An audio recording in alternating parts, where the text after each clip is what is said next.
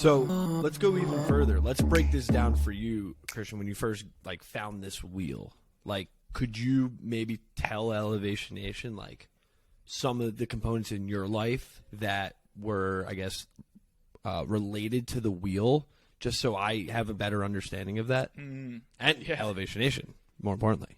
Yeah, right.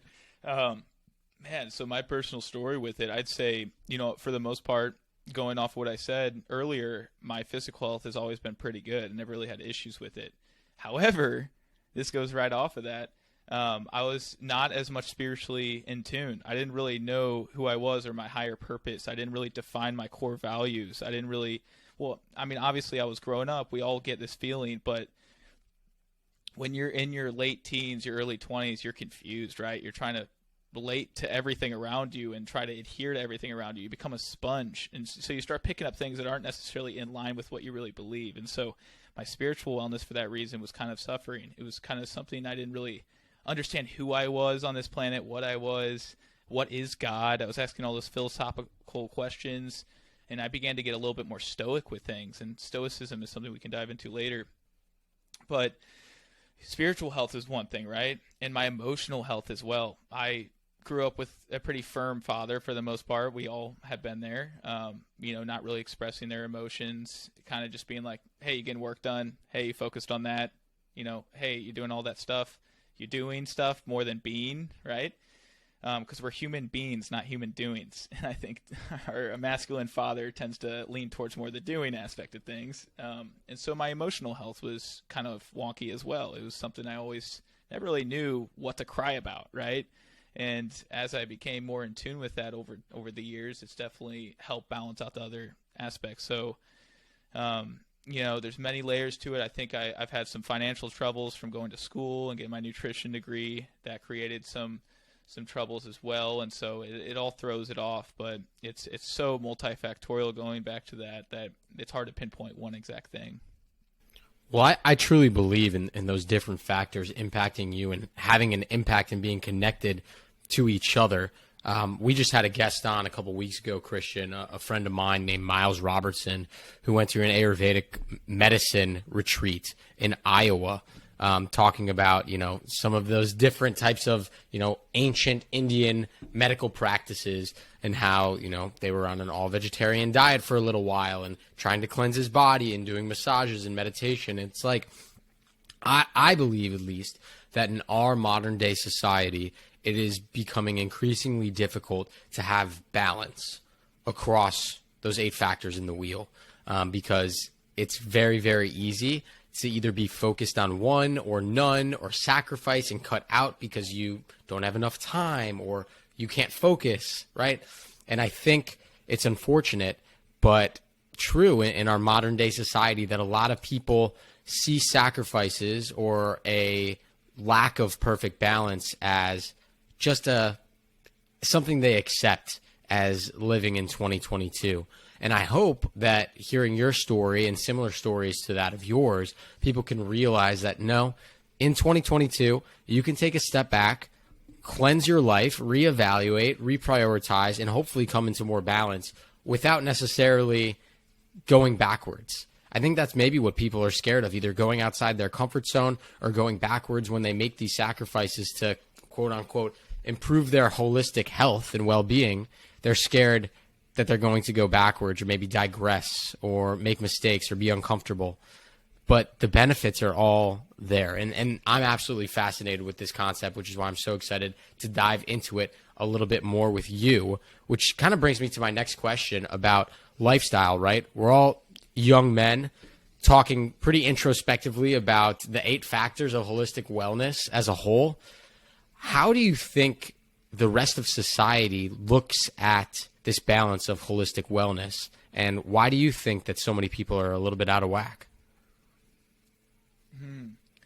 I think for the most part, people don't even know what that means. They hear the word holistic, and it's something that I'm so used to that when I throw it around, I'm like, I know what it means. I forget. I get a little myopic about my verbiage, and so I think truly it's just making it clear that you're not focused on the systems approach and just making people understand this isn't system health, this is holistic health. So holistic health even goes beyond the wellness wheel. It goes into understanding your whole body is connected, right?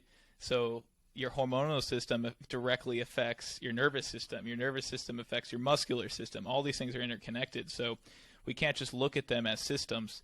And I think that's the best thing we can explain is just what I did right there, is making that clear to people, that, and they would understand that right away. They're like, oh shit, that is true, And so I'd say, being able to make something like a holistic approach grow for individuals is by living and breathing it. Actions speak louder than words. I think if you're truly deep into, health, or you're wanting to get into health, you're wanting to get into fitness, that's something each and every human being on this planet is attracted to. We all want to live healthy. Like, there's no doubt.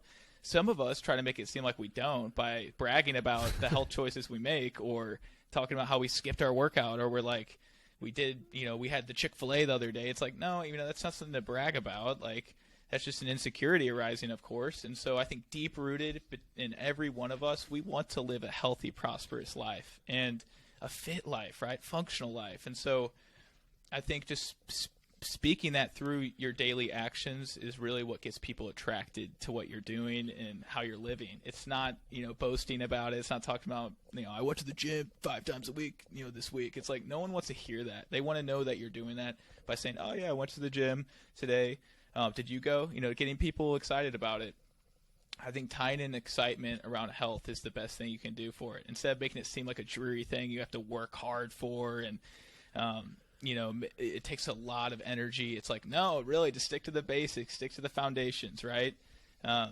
In my program right now, I'm really big on 6 pillars, and they're real simple and straightforward, and it's just embodying, a really step-by-step program where it's mindset and purpose, harnessing that mindset and purpose first, understanding your core values. What do you want in your life, your unique life? What do you want for the greater good?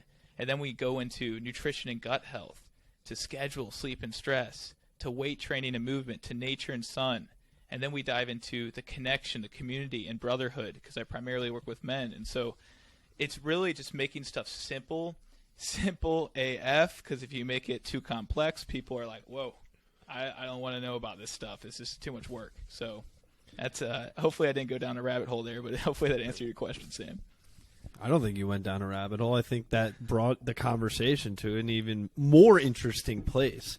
I think what's so interesting about what you were just talking through, Christian, and Sam and I have talked about this many times on Elevation Nation, is that in reality, yes, we all want to be healthy. We all want to look good. We want to feel good.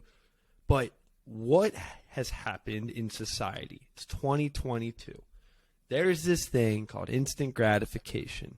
And when instant gratification hits you in the face, the beautiful thing about instant gratification is you can go and grab it when you want it, where you want it. And sometimes, or should I say most of the time, as young adults, maybe people who are just graduating college and they're just making $1 for the first time in their life, or maybe down the road have more freedom or time than ever before, they forget about what matters the most, and it's your health. Without your health, you have nothing. And the thing that is blinding that is going and getting that Chick-fil-A.